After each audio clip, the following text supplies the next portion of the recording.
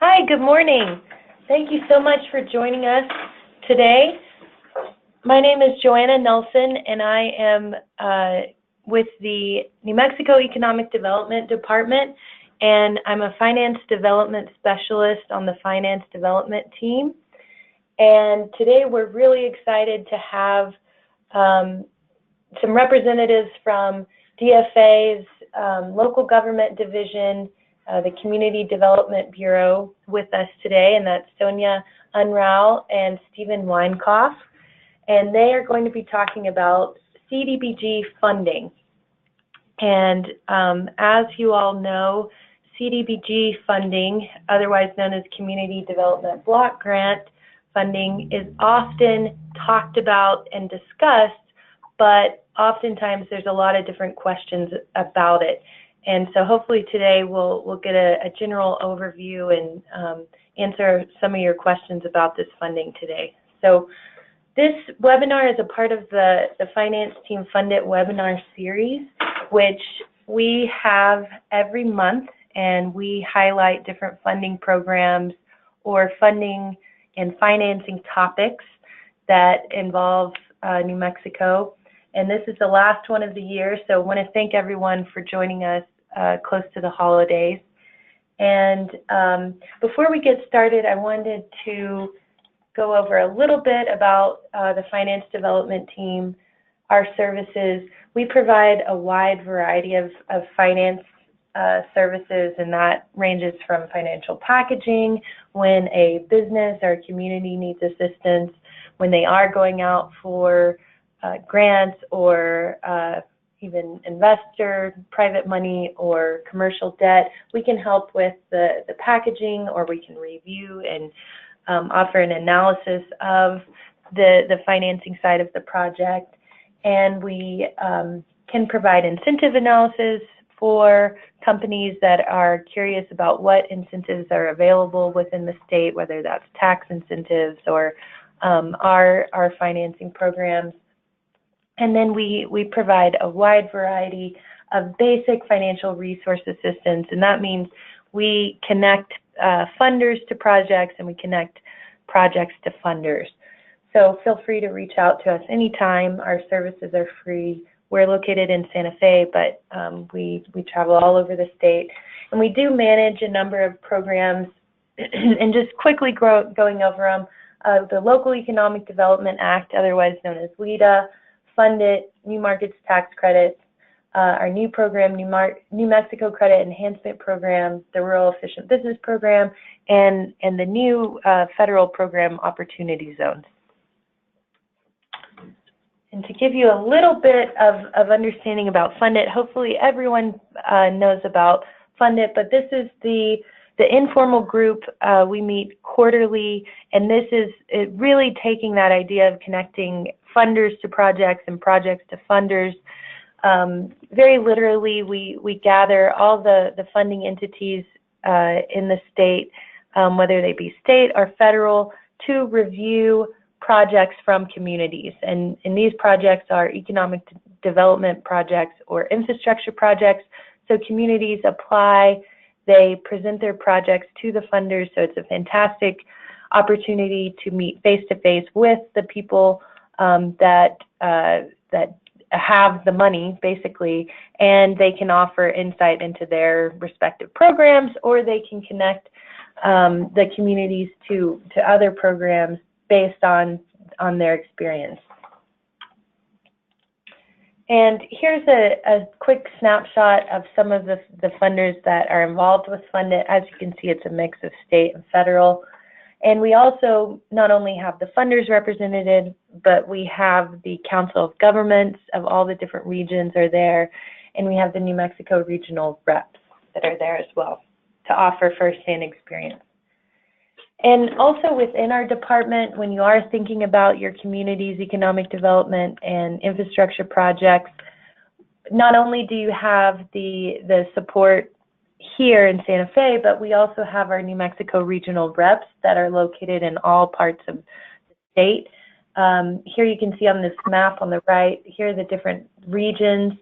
And I would encourage you, if you don't already know your New Mexico regional rep for the Economic Development Department, to look at this map or go to our website. These are all live links, and meet with them. They are known as our boots on the ground, or the first in line to connect the department with the communities in your projects. So it can help in a variety of different ways to get you in connection with the department or whatever resources that you need with your projects.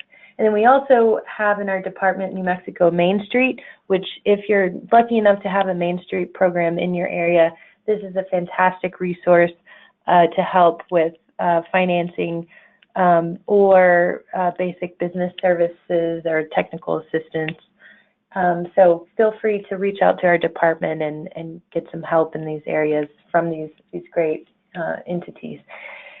So before we get started, I do want to let you know that we will be taking questions for the webinar. So all you have to do is just type your questions in. If you think of one as we're going along, as the presenters are talking, just type it into the questions box on the right hand of your screen, and we'll take those questions at the end. And the webinar is being recorded, so we will send you a link to our YouTube page, and you can access this webinar along with all the other different financing topic webinars that we've had over the past years. And we'll also today probably send out the PowerPoint presentation to you if you registered. So why don't we go ahead and get started and turn it over to Sonia and Stephen. All right, well, thank you. So good morning, everyone. My name is Stephen Weinkoff. I'm here with Sonia. Hi, good morning. So we're going to do our best to give you some good energy and give you a good presentation, but we just want to warn you up front. I had a Christmas potluck yesterday, and Sonia came back from a business trip down in Silver City, so it really feels like we're doing this on a Saturday morning. But as I'm talking into my computer screen, we're going to go ahead and get started. So we are from the Community Development Bureau of Local Government Division at the Department of Finance and Administration. We're here to talk to you specifically about the Community Development Block Grant. You may also work with us on the project manager level with some capital outlay that comes through DFA. I myself, I'm working mainly in the north central region of the state, and Sonia's down in the southwest. So if any of our attendees are from those corners of the state, hello, and we look forward to hearing from you. So what is the Community Development Block Grant Program? Well, it's a HUD program. What we do is what we call the Small Cities Community Development Block Grant. So we focus on the non-entitlement parts of the state. So basically every corner of the state, as long as it's an incorporated municipality or county, can apply for funding, with the big cities being Albuquerque, Rio Rancho, Farmington, Las Cruces, and Santa Fe, all being what we call entitlement cities, and so they receive their CDBG funding directly from HUD. So we are servicing basically the surrounding areas, and so we're going to get into kind of what those projects look like, what entities qualify, what sort of funding is available, and kind of how to get that funding, how to administer a CDBG project.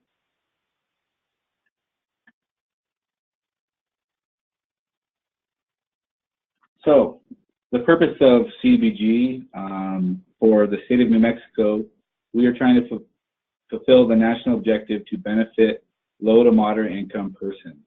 So we do this with infrastructure, we do this with some economic development and housing, but everything we do is centered around benefiting low to moderate income persons. So what is LMI? Well, an LMI person is someone who falls under the 80% median income limit for that county. So local entities must pursue projects that benefit, directly benefit low to moderate income people for us to, or for you to qualify for CDBG funding.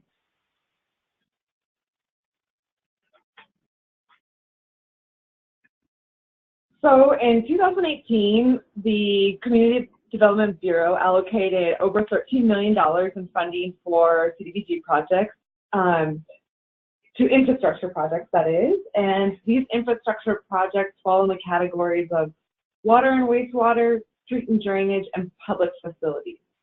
And grants for infrastructure projects range from just above $200,000 and max out at $750,000. So, this increase to $750,000 for infrastructure project is relatively new. We started a couple of years ago with the stipulation that in order to apply for any funding amount above $500,000, you need certified cost estimates from a licensed architect or licensed engineer that's certified to practice in the state of New Mexico. So keep that in mind for those projects up to $750,000. So moving on. So just to share some examples of recent infrastructure projects, in 2016, the village of Melrose won a $500,000 grant to fund water systems improvement projects. And this year, Stephen will share some examples of who won funding. Yeah, so as you can see, this picture is a project that I believe we just recently closed out, and so we wanted to give you, maybe some projects that were recently funded here in 2018. So one that came to mind was the village of Cuesta. They had a good example of a project where they had they had funding available to resurface some roads in their community.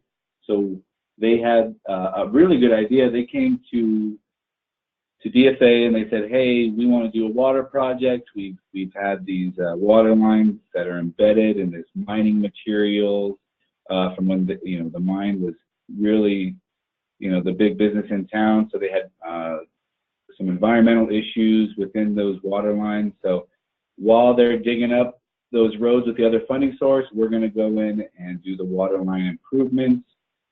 And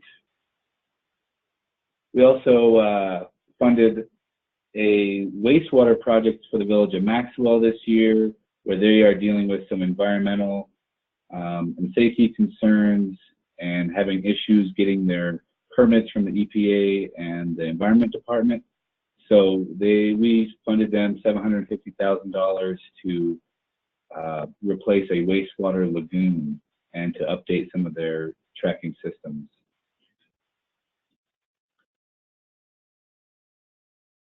Another recently closed out project was street and drainage improvements in the town of Hurley in a neighborhood that was prone to flooding.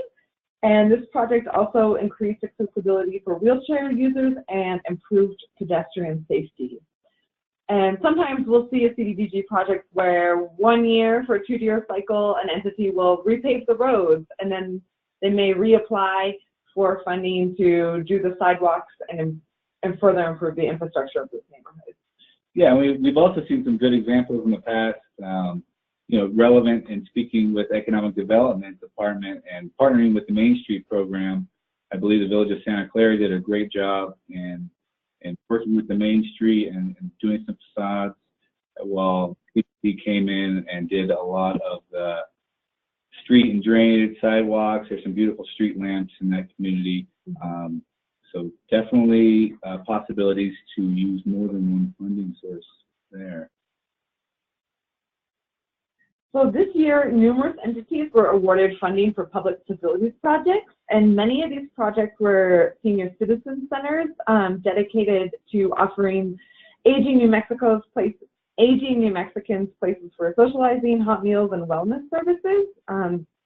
Other innovative public facilities projects include park improvements. The city of Espanola, for example, won CDBG funding to build a splash pad, which is a water recreation facility in one of the city's historically, one of the neighborhoods with historically limited access to such recreation. Yeah, and you know, one of the projects I like that we just funded was down in the city of Roswell. So they've experienced somewhat of a boom to their economy. So they have this beautiful gym recreation facility going up on the nice part of town, whereas we're going to go in and fix up the Boys and Girls Club on maybe the poorer side of town that doesn't receive as much attention. But you know, there's those low to moderate income persons in that part of town that are going to be directly benefiting from this Boys and Girls Club.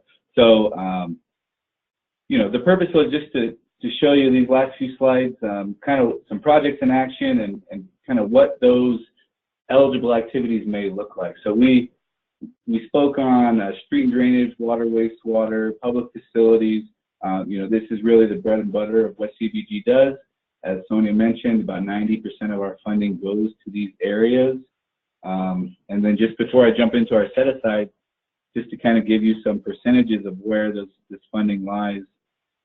Currently, with our open projects, this does not include the 13 million we just allocated in these percentages, but they are somewhat consistent here. So we have about 12% of our funding for public facilities, 30% street and drainage, 30% water, and 18% wastewater. So you do see there is a heavy emphasis on water projects, wastewater projects. You know, being in a desert state, that's kind of one of our focuses. But every application is rated pretty much equally. You know, everyone has a chance to get funding, so we have funding across the board. So if you have any good project ideas, come to us. But before we get into kind of the qualifications on those projects, we're going to stick with the kind of the 10,000 feet level and go over some eligible activities for the set-aside programs. So set-aside is basically everything that we fund that's not infrastructure. So we put them into three different funding pots, those being economic development, housing, and planning.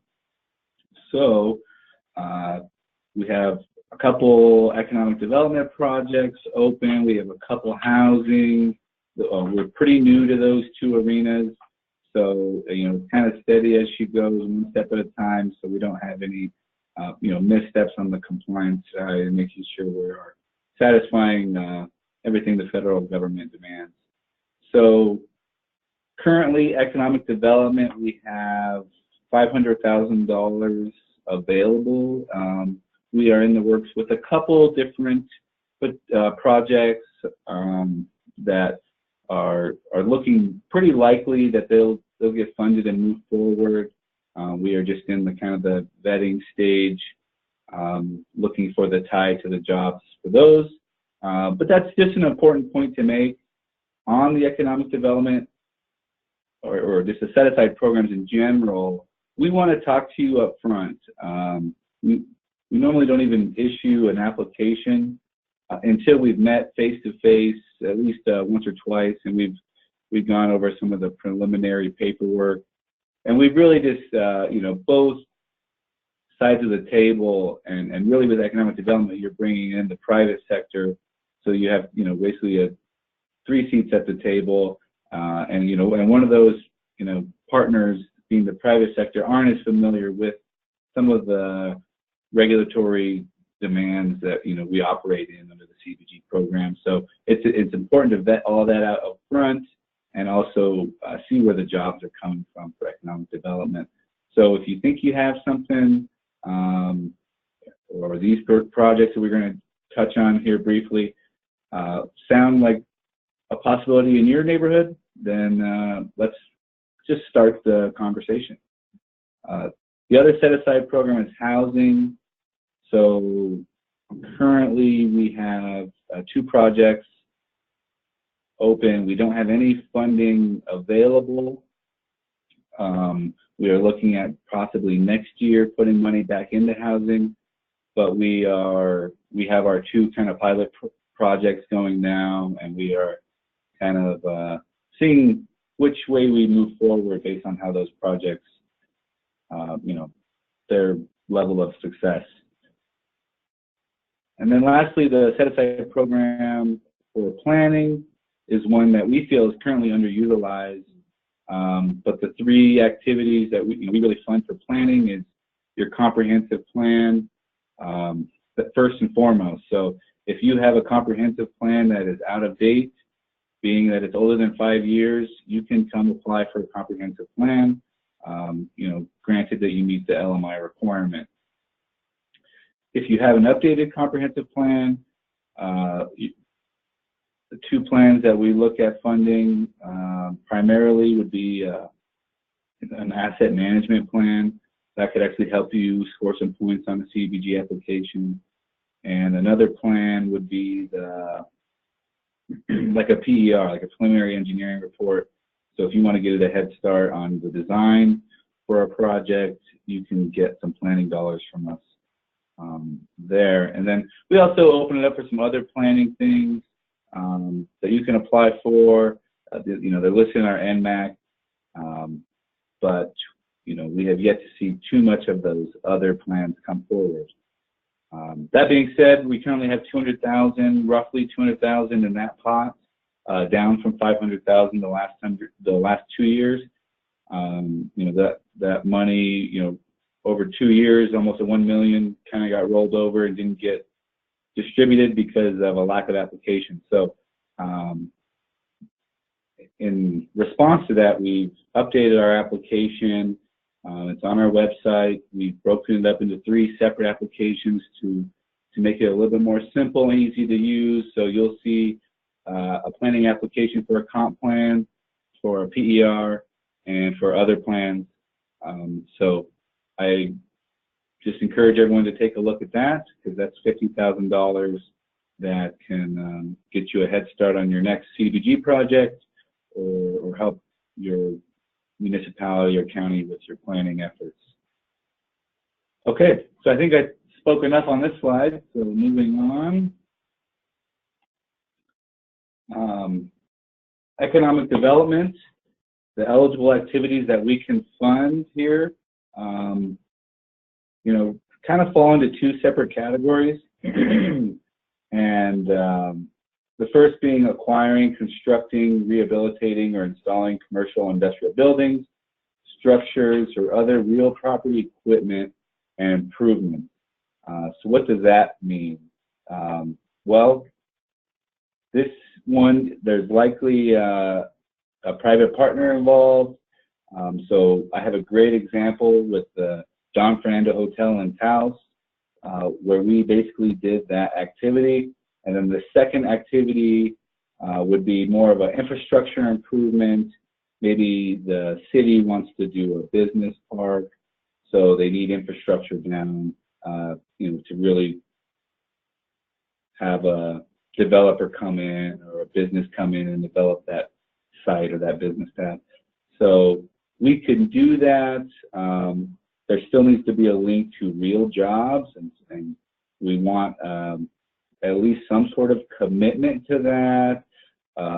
With the business part, you can do the jobs on the aggregate if you have more than one business coming in, as long as you meet the total job requirement. Let's get into some of the examples of some economic activities where we created some jobs here. So this picture here is of whoops, I think I'm skipping ahead. Let me back up. Yeah, let me just make sure. Okay, so Grant County, picture here was of a recent ribbon cutting ceremony. We went down to Silver City in Grant County, where they opened their Casa treatment center. So this treatment center is a substance abuse treatment center. We just think it's a phenomenal project. They were able to raise a lot of county GRT funds to contribute to the construction and operation of this project. But what we saw was they had a requirement to create 19 jobs, of which 51% had to be LMI, and they were successful. They actually hired 21, or they created 21 jobs at 57% LMI. So we just think that's a very successful project. You know, they were able to leverage some county funds. They were able to address some real community issues, and also some economic development. Now, I just want to also just take the time to use this project as an example where, you know, this kind of sounds like it could be limited clientele as well, and we probably could have qualified it under that LMI methodology as well because of the people they serve within the treatment center would fall into a classification where they are automatically presumed to be low to moderate income. But I think maybe we pursued the economic development because of the nonprofit operating the facility. I'm not sure. I think we could have went either way though. But you can see here what we did is you know, we built a building. So, you know, we kind of, if I back up briefly to this first slide, you know, we constructed a commercial building, and then actually a lot of the equipment was paid for with one of our capital outlay appropriations. So our next example of economic development is another recent success, the Don Fernando Hotel. So the town of Taos and the Boxer Hospitality Group partnered on this project. I mean, this building was vacant and in badly need of renovation.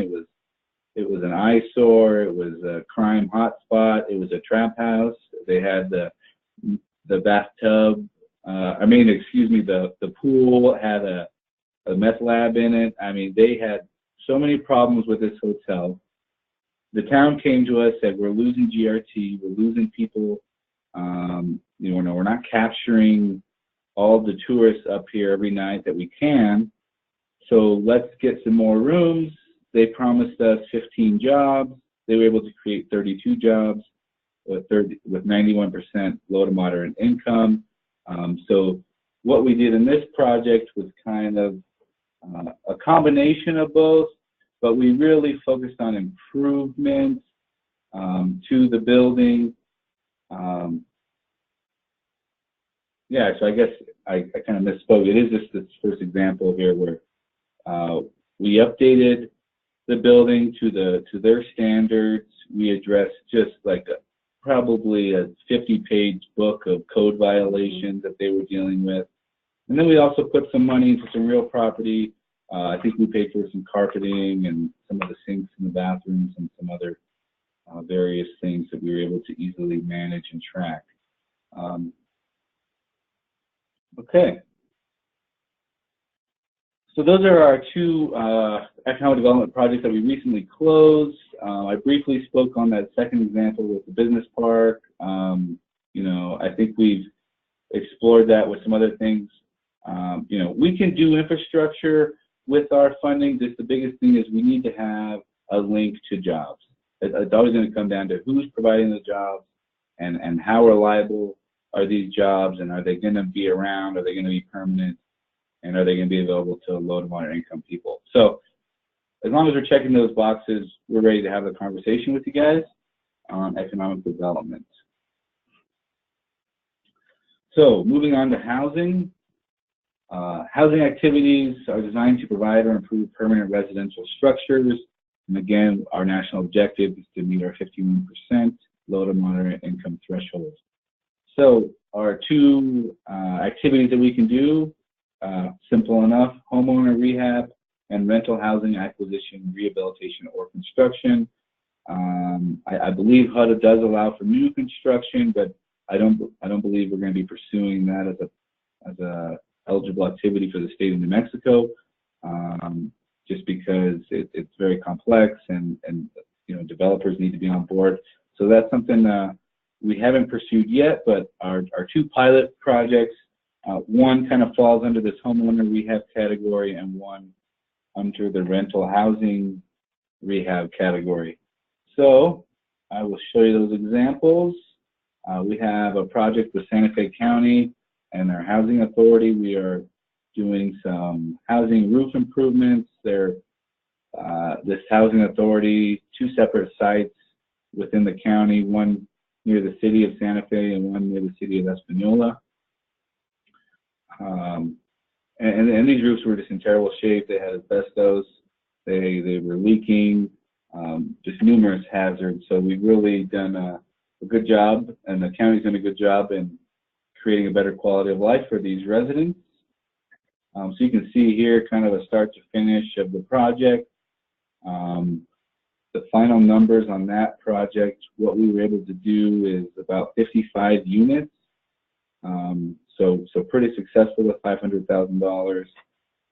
You know, the county did a great job with their contractor in maximizing that $500,000 funding grant.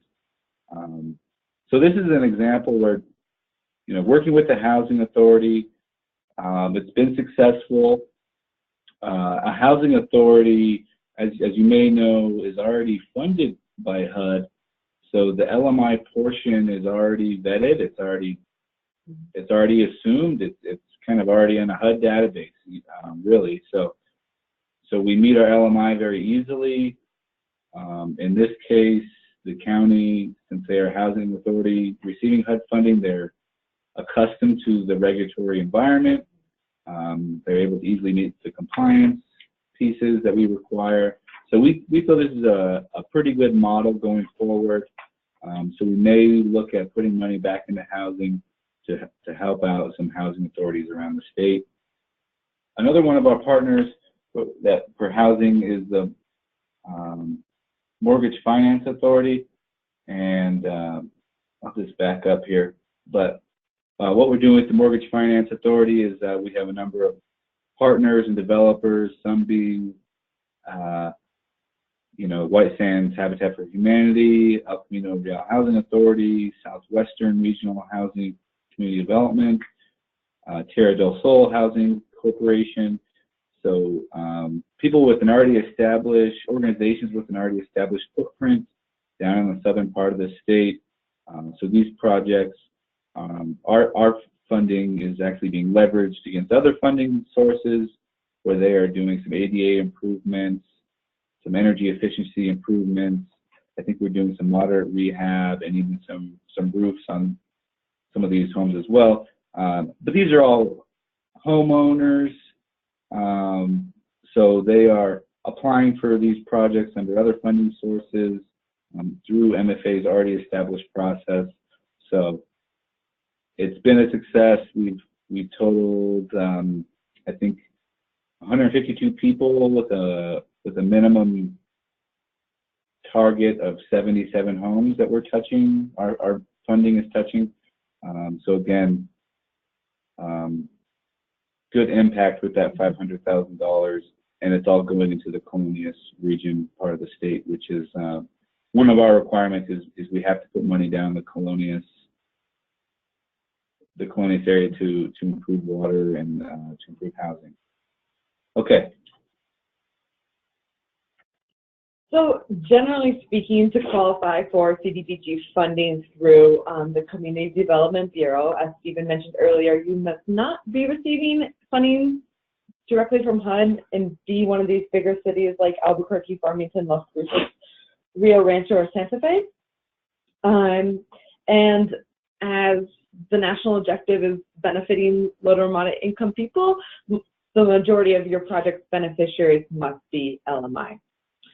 Additionally, we require that applicants or grantees provide cash match funding, and I'll go into more detail about all these points here right now. Yeah, and then the one thing that's not on the slide is we have a threshold deadline. So every year we make sure you're up to date on your quarterly reports to the Budget Bureau, and you have your annual audit done and turned into the state auditor's office, because that is something that could affect your ability to turn in an application. And then also we do have a citizen participation component, so just make sure you're communicating with us and understand that there is a public hearing requirement when picking a project. So looking more closely at how to determine who the beneficiaries are for an infrastructure project, we allow 3 methods for assessing who they are. The first being using census data or the American Community Survey. and we allow communities to draw from the ACS if their project has a community-wide benefit. Water and wastewater is probably the easiest or most common use of community-wide benefit, because if it's going through the water pipes, it's going to affect everybody in that area. One example of the community-wide benefit also is a park that is accessible to everybody in the community. This year, Deming won a grant to improve their park and to make it more accessible for everybody in their community, and also make it available for disabled citizens in the community to access.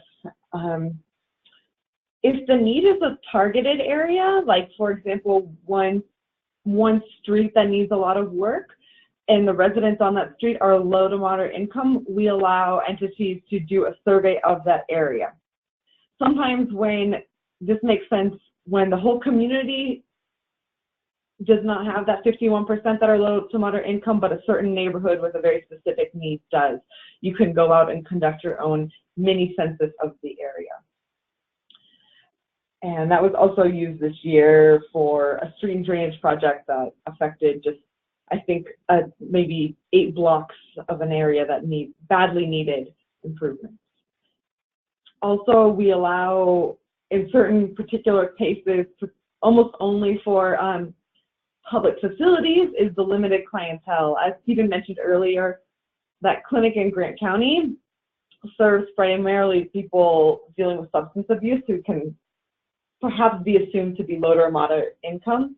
And senior centers are also common examples of beneficiaries who are presumed to be LMI. Also this year, Chavez County got funding to improve ADA accessibility in their courthouse, and that also could be considered limited clientele.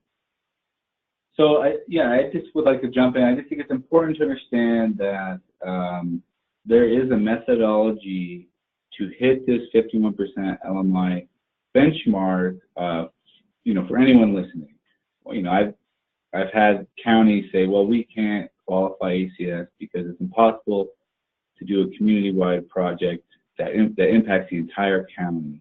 Well, then, let's look at an example where we had a county, I believe it was Guadalupe County, maybe, where they had one of their water associations.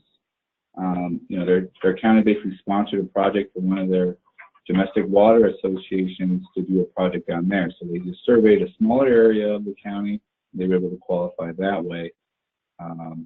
But any way you look at it, like I've had other communities say, well, we make too much money in our community, or we don't meet the LMI level in the ACS. But I can guarantee you that every community in this state has an underserved. They're underserved, or I know growing up in the city of Grant, we'd go canoeing down the street in front of our house every monsoon season. So. I don't know if that street or from my neighborhood back then would have met the LMI, but it's something where maybe the census says, hey, that city doesn't meet the criteria, but there's problem areas, especially with the monsoons effect on some of these cities, or not having a sidewalk down to the community center. Anyway, just trying to put some ideas in your guys' heads on how to qualify. I think there's a way to look at this funding and a way to make it work and to serve our low to moderate income populations within every municipality or county. So the other requirement for qualification is cash match contributions. And for rural entities, the government must provide, or the municipality or county must provide at least 5% match to the CDBG funding. For non-rural entities, that cash match requirement is 10% of CDBG funding. We recommend, there's some advantages to combining resources like capital outlay grants, or we've even seen contributions from nonprofits. In some cases, that can make for complicated grant administration. In other cases, a project would not be possible without this funding cocktail. In conversations about CDBG, you'll also hear the term leveraging. Leveraging refers to any amount of non-CDBG funding that exceeds the CAS match requirement. And that becomes advantageous later on when you are trying to win funding. That looks very favorable. That is viewed as very favorable when applications are ranked and rated for allocation. So looking at those same requirements, I'm going to touch on economic development because we are looking at the low to moderate income jobs we are creating. So we must create one job for every $50,000 of grant funding. That is set by our NMAC. We have, in some cases, been more stringent on that requirement. We've done one job for every $35,000 of funding, and that's something that we have been, like I said, more stringent in the past, but the requirement's $50,000, so that is really done by a case-by-case basis. And then we require that, again, those jobs be 51% LMI. And then the cash match requirements for economic development is we require a one-to-one match. So for every dollar that we're spending, the county or the city or even a private developer can contribute $1 as well. So it's a dollar for dollar match. So for example, if we were to fund $500,000, you're looking at a $500,000 cash match, either from municipality or county, city, or it could be from the business themselves if they're willing to put money into the pot. Even better. And then for $500,000, we would be looking at a job requirement of 10 jobs, 10 to 15 jobs there. So that is the biggest requirements there. And I will just reemphasize, I mentioned it earlier, but with economic development and in qualifying, we want to talk about all this up front and vet this before we even give you the application. So it's always a good idea just to present an idea and we will have a face-to-face meeting on it. So infrastructure projects are held to a fixed timeline. And if you're considering pursuing an infrastructure project, now is about time to start thinking about that. The first major deadline for CDBG funding is the application workshop in February, where we walk interested entities through the process of applying, because you do have to determine who your beneficiaries are and provide evidence of the cash match or leveraging contributions within the application. We are looking for preparedness, and we want to help make sure you demonstrate preparedness in your application. Additionally, there are citizen participation requirements, and that takes time. Furthermore, these application workshops are great opportunities to meet with project managers face-to-face and help build that relationship that can be really beneficial to making, not only winning funding, but also implementing a successful project. Applications are then due in June. Upon receiving them, our staff here at the LGD, we evaluate applications systematically, checking to see first whether an application is eligible, and then assessing and evaluating the application qualities. In September, entities who pass muster and have eligible applications are able to come to Albuquerque and make their case for the Community Development Council. And these presentations, along with our evaluations, inform to whom the CDC awards funding. Grants, we then have the allocation workshop or allocation meeting in October or September, depending on the timing of the year. And then those entities who win funding are required to attend an implementation workshop in October that details the ins and outs of administering these projects on time, in compliance, and generally successfully. Grant agreements are usually issued late in the year. At best December, typically January or February aren't uncommon either. And then we allow grants are issued for 2 years to complete the project. Yeah, so you know, we have some benchmarks along the way, some mandatory mandatory workshops and deadlines to hit. So we've kind of set you up on really how to think about CDBG. So you know, looking at the application workshop, I mean, we'll help you get an application started. And then it's looking at citizen participation, like Sonia said, finding out kind of what project are we looking at doing, you know, looking at your ICIP, taking the public's input, and then figuring out how do we qualify, how do we meet this LMI 51% threshold, and then you're kind of building a project. You know, we're going to ask the methodology for how you came up with that 51%. You know, one of the ones we covered earlier with being ACS survey or limited clientele, and you know, we just really encourage that during this process, basically from now to application workshop, to some of those milestones before we submit applications, our project managers are here to work with you, to answer questions, to provide technical support. We really want you to be successful. We really want to receive competitive applications every year, so the Community Development Council can make the best decision on where to award funding. So, just wanted to reiterate. And to be honest, one of the best parts I think of my job here is working with the entities and solving these problems early on, and that relationship is, we all feel invested in the success of these projects from inception to completion, at least at the LGD. Yeah, so we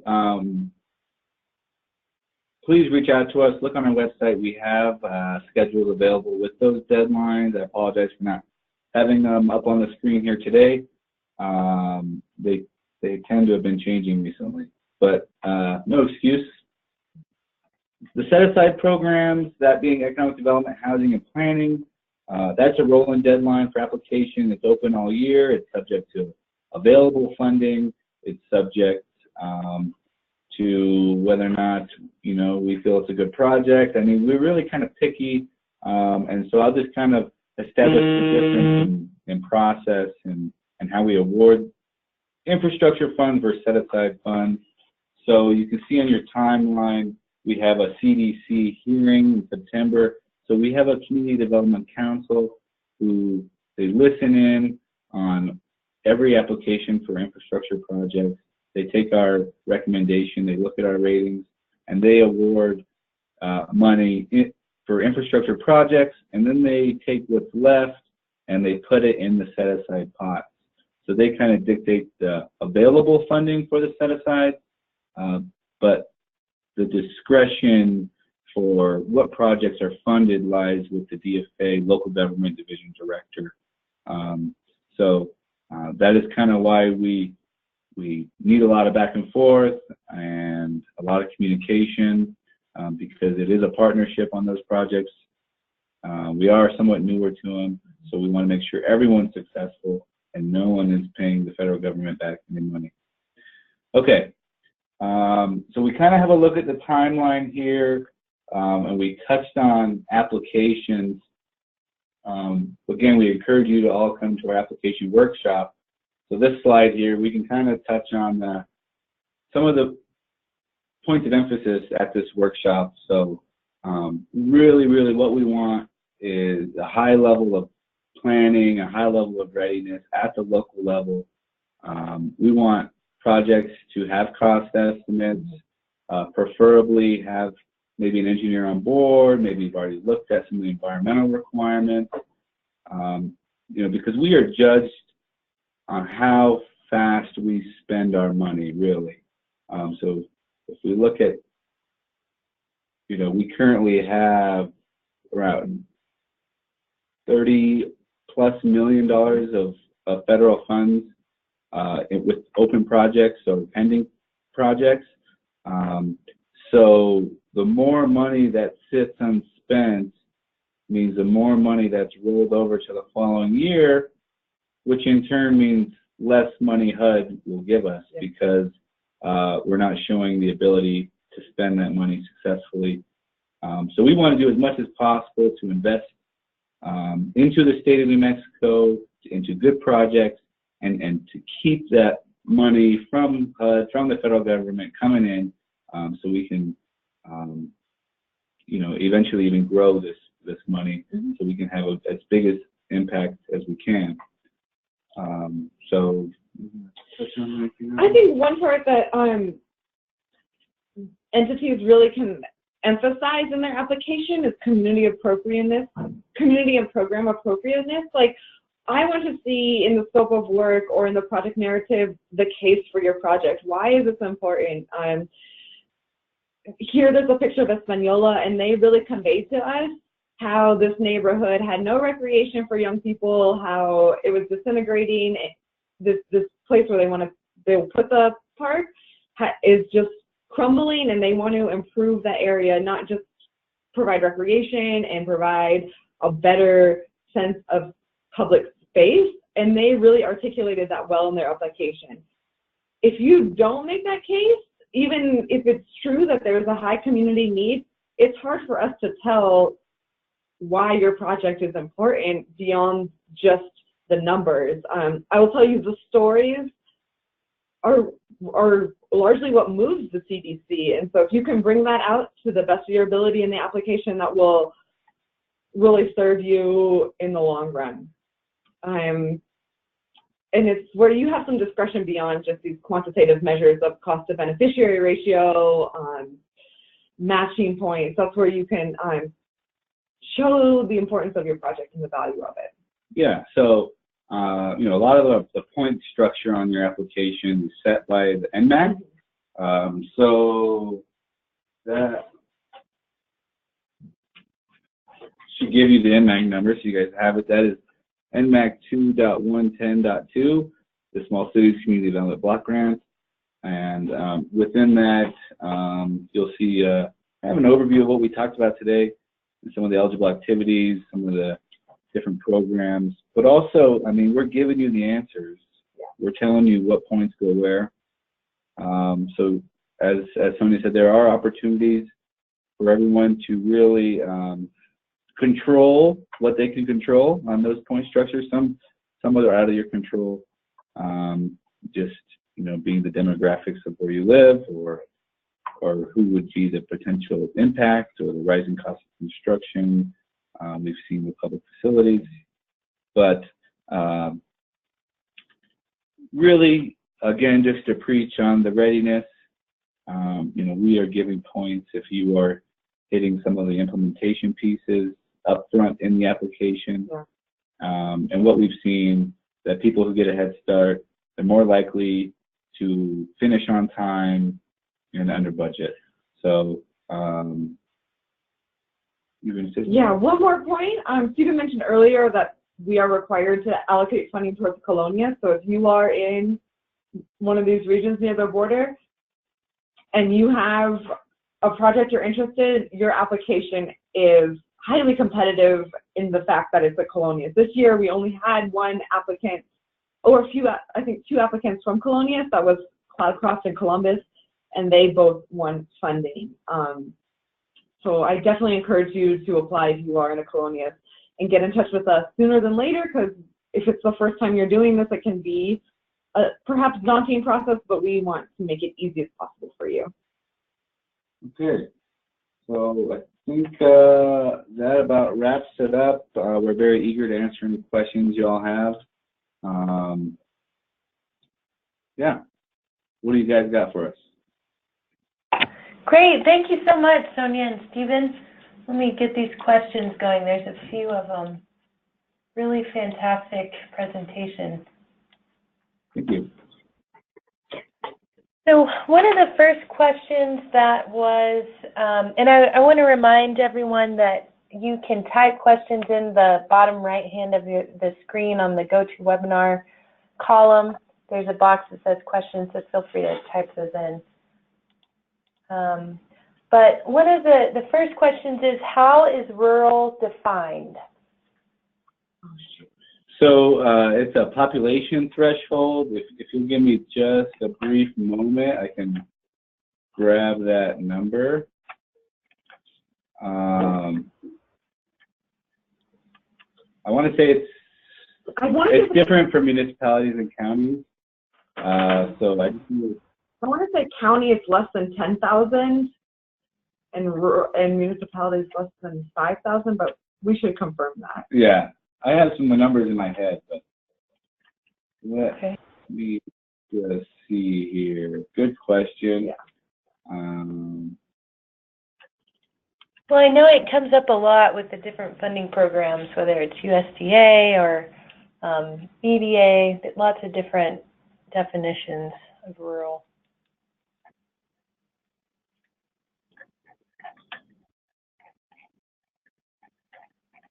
Almost there, almost there. So here we go. For municipalities, our threshold is 3,000. So 3,000 and less would be considered rural. 3,001 and above would be considered non-rural for municipalities. For counties, the threshold is 25,000. So $25,000, or excuse me, 25,000 people, and less would be rural for counties.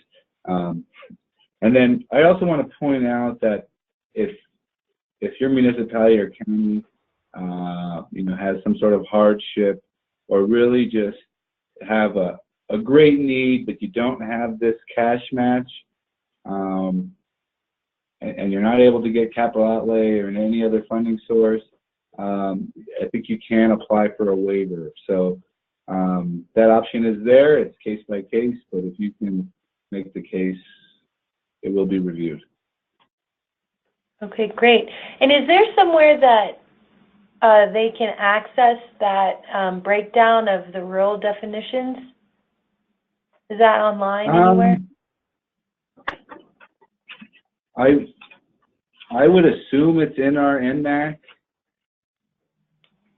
It's in our application. If you go through the application, it's kind of set up in a way with so whenever you select whether you're rural or non-rural, it gives you the threshold on there.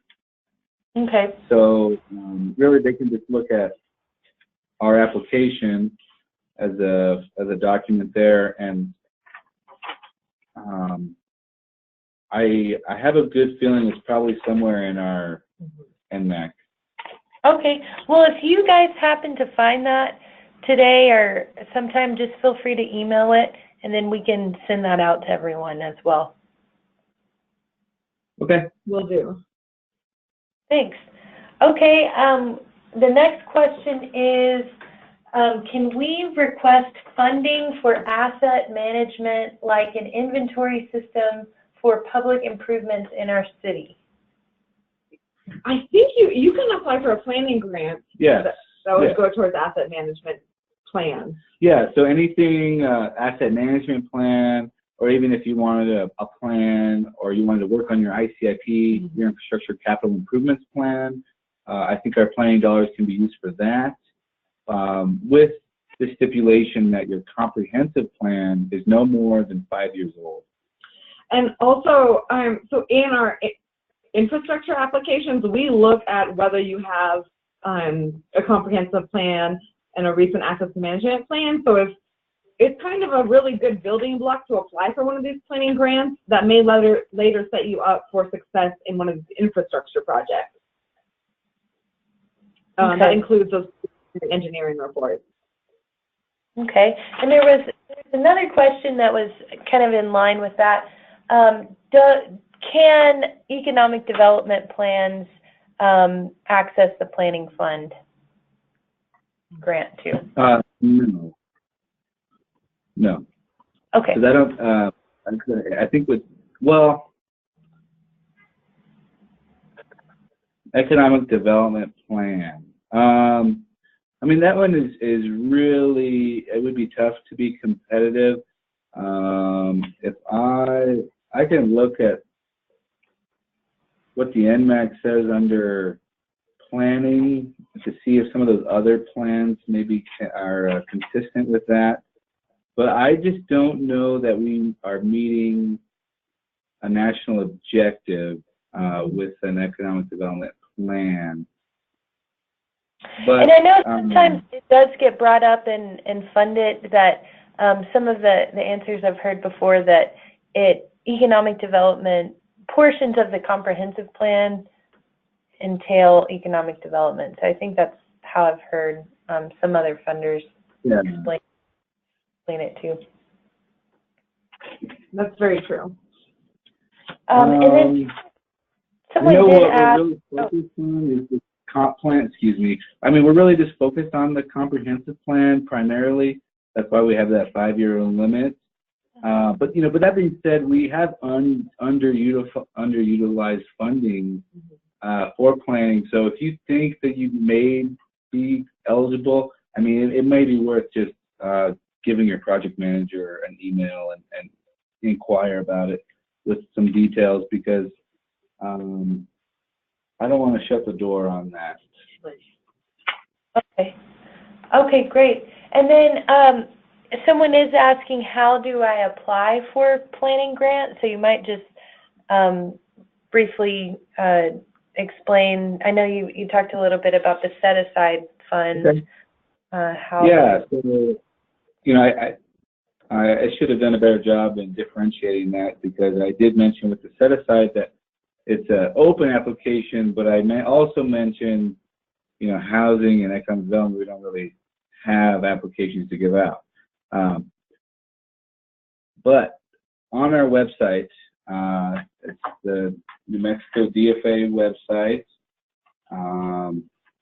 You get into the local government division under community development, or most of our resources are held in Community Development Bureau, capital outlay. But if you go into community planning information and go down to CDBG planning grants, we have our applications available to download there. And we can send that link along with the definition of rural and non-rural. Okay, that'd be great, and we'll get that out to everybody. Okay. Thanks. Let's see, the next question was, is it possible to use ACS tracked data instead of a survey to prove income eligibility for a neighborhood or area of town? Yes. So we actually do our ACS number in-house. So, let me just rephrase that. So ACS is available at factfinder.com under the U.S. Census Bureau's website there.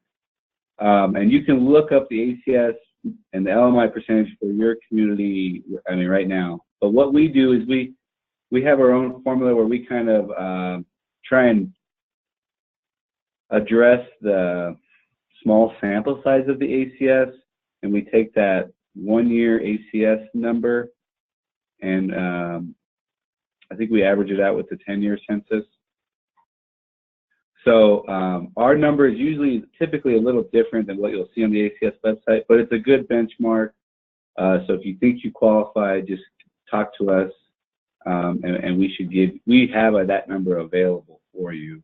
Yeah, but using the track is a good starting point to think if you might consider a survey, whether it's worth doing a survey at all in that neighborhood, because you can get a sense of what the population looks like. And it's something we also might have a conversation about, whether you can actually use. We have this conversation regardless when we approve the methodology, because we're kind of looking through the lens of, is this a community-wide benefit? Right. Or is this a smaller part of town, or is there a select number of beneficiaries with this project? And should we be surveying? So that's really the way we look at it, and as we do that, we can help each municipality kind of see what that methodology looks like. We definitely had people say, hey, I need to survey everyone along this street. What they didn't realize, what they didn't communicate was you had to drive on that street to get to the middle school and the post office. and the community center was on, you know, those are just examples. So, you know, really you could say, well, it's a community-wide benefit because anyone in the town trying to go to a public service or a community, you know, center, they're going to be benefiting from that better road or something of that nature. So that's just one example of how we really want to communicate it and find the best methodology for you. And Sonia just had a great point about using the census tract data as a resource and seeing if it's worthwhile to survey, because like I said, that ACS is a small sample size. So we've seen in some smaller communities, you know, their percentage is going up and down 20, 30 percentage points every year, depending on who's in that sample. So I think last cycle we had a community say, we don't believe that ACS number is right. We're going to survey the whole town, and they easily met their LMI percentage number that way. Tatum? I don't know who it was off the top of my head. Yeah, it was really impressive. It was the village of Tatum, and she surveyed 500 people and found out her whole community was qualified at this LMI rate, which was quite impressive for a small town to do. Great. Someone did ask if a sample survey is available, or can they get assistance on how to do a community survey? You could email me or your project manager if you're familiar who that is, and we can give you some documentation on what's been approved in the past, because it does take a little bit of work. This is one of our, we do cover this. Labor intensive. Yeah, we do cover it in our workshop as kind of how to conduct this survey. And along with the other links we'll send out a distribution of like the region's different project managers covered, so you'll have an idea about who you could potentially be working with. Okay. Yeah, I mean, the biggest thing with when you think about the survey methodology, you want to be able to define your survey area. So who are the beneficiaries? And the biggest part is identifying each house in that survey universe before you start the survey.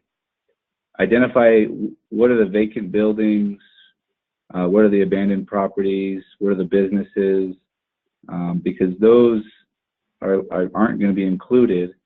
So if your methodology says there's 50 houses in the universe, and then halfway through it you realize 10 are vacant or abandoned, or you know, they're a church or a business, then you know you already start getting into trouble a little bit with your data, with your sample survey universe. So really, once you establish the universe, and you know, whether that's if your community has any GIS capabilities or you're just using Google Maps, but it's very important to be able to match every survey to a house on a map. And we want to be able to say, okay, survey 1 is house 1. And then maybe not who lives there and the address, but some sort of master list where we can tie every survey to an address, and every second attempt of a survey to an address, because you know, once you lose track of that, your survey kind of loses validity. To speak to the sample question again, I have not seen any samples approved, only, like Stephen said, every house being surveyed. And the example of Tatum was also an exception, being 500. I typically see these to be around 50 to 100 houses being surveyed. Okay.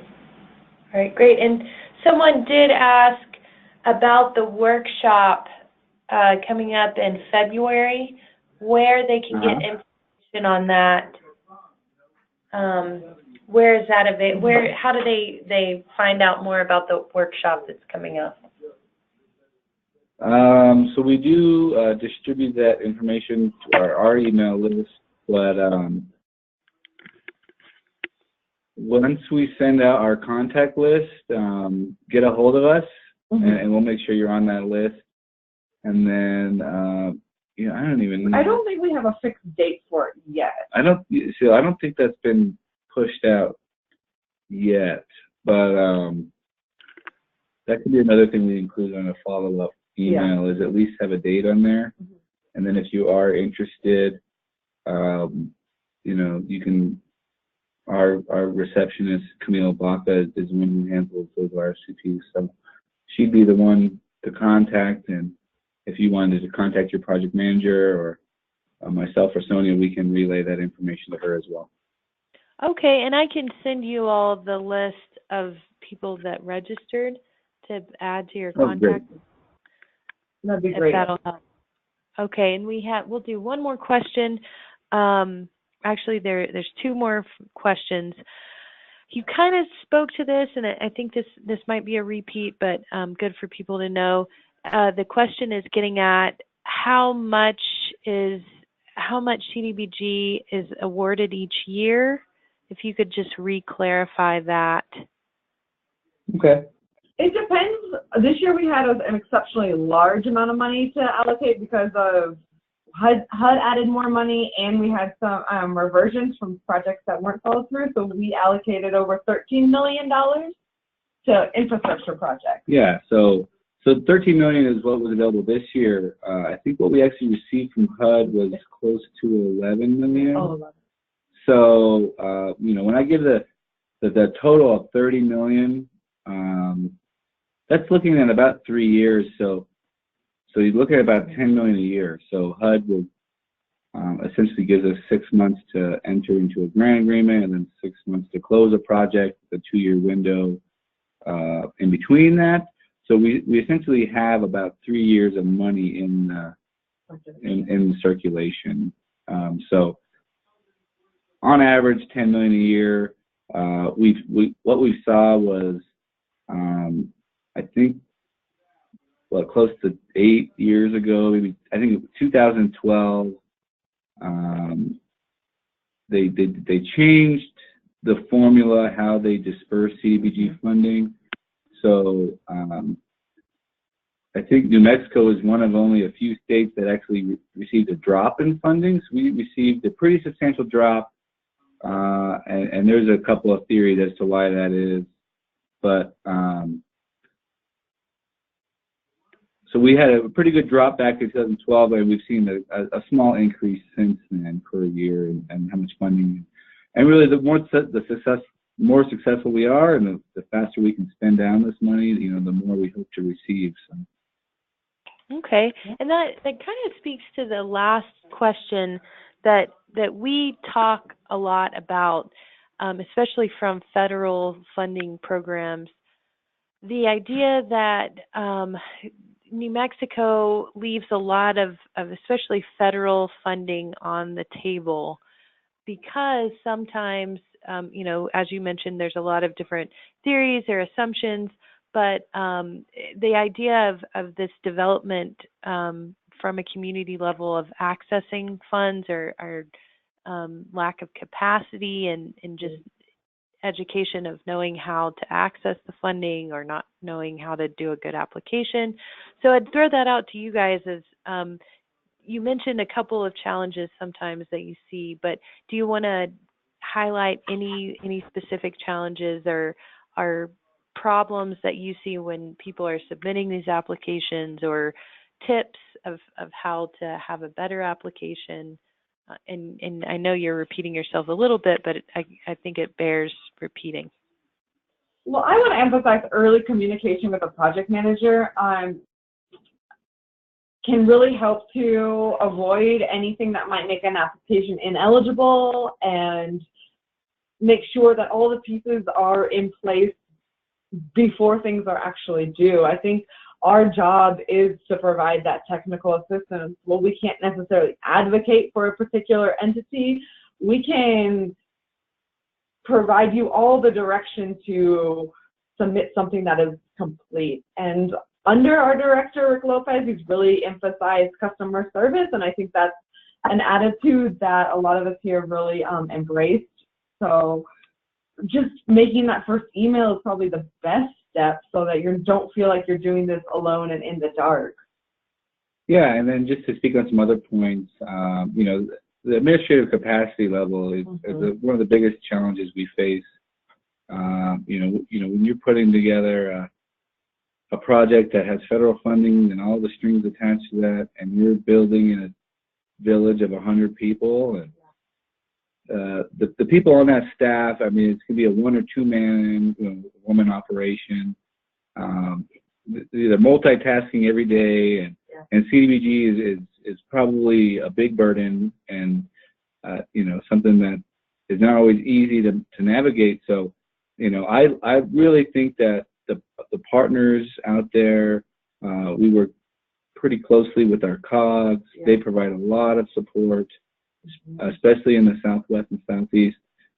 They do a lot of the heavy lifting for CDBG. And then we also have some good engineers out in the state of New Mexico who work with CDBG and are familiar with our fundings, regulations and compliance, everything associated with CDBG. So I think it's important that we recognize when we maybe don't have the administrative capacity and form good partnerships. And whether that's with us at DFA or with a community partnership, I think the more that we can kind of connect communities, especially in some of our more regionalized parts of the state, the better these projects will be. So what we've seen recently with some projects not so much being successful or being reverted is we've seen just the cost of construction going up. So again, when I say we need to spend money faster, is the cost of construction is always going up. So if we're not prepared going into a grant agreement, we don't have some of that planning or maybe that design done, or even some of the administrative stuff done up front, it's only delaying that project's construction window, in turn increasing the cost of construction. So, we're looking for applications that are more shovel ready than not, because what we've seen is all it takes is one hurricane or a couple international trade tariffs, and all of a sudden we have a few projects over budget that can't complete. And so those are situations we're trying to avoid. So I think just kind of speaking at a few of those things. For some of the smaller entities with like capacity, one thing that I think that's been working for me is just regular calls. Even if we might not have anything specific, it just keeps progress on the paperwork moving. Yeah. So just that communication is key, even though it might sound cliche. The only other thing I can think of is we want projects that are a priority for your community, and what we've seen is maybe we had some turnover with the staff or turnover with some of the elected officials, and what used to be a priority project is no longer a priority project, and so maybe that grant just collects some dust on the shelf there. But really, I think it's just we need to change our attitude about when we, just because we receive the funding doesn't mean the job's done. We really just keep the momentum going, and I think we can be successful. So there's our long-winded answers. Wonderful. It's great to get your insight on that. And I know that there was a map on, I think it was DFA's website at one point that showed CDBG in the legislative oversight areas where you could access the project manager. So if that's still around and updated. Yeah, it's somewhat relevant. We don't keep it updated. They've kind of changed. We all communicate pretty well in this office, so if somebody from the Northeast contacts me, I'll refer them to the person to talk to. Okay, great. But we'll send that map out. We might send it out. It's just not up to date. Okay. I don't think Sonia's on there. Actually, there is one. Is there a new one? Yeah, I think it got up to date. But I'll include that in the links of stuff that I wrote down to send you. Okay, wonderful. All right, well, great. That concludes the questions, and just want to remind the participants of some upcoming events with the Economic Development Department. our Rural Efficient Business Program workshop, our final one of the program, will be in Gallup on March 19th. So you can go ahead and start planning for that and register. That is where an engineer from Energy, Minerals, Natural Resources can conduct free energy assessments for businesses in the region, and we do a workshop on conserving energy for businesses in the area, and talk about how to finance renewable energy systems. And the next Fund It meeting will be the first of 2019. That'll be March 26th. Cutoff for applications is March 8th. You can apply at that link. And that is where we talk about funding projects. So CDBG gets brought up a lot. And usually there's a representative from DFA that's there and can speak directly to the program.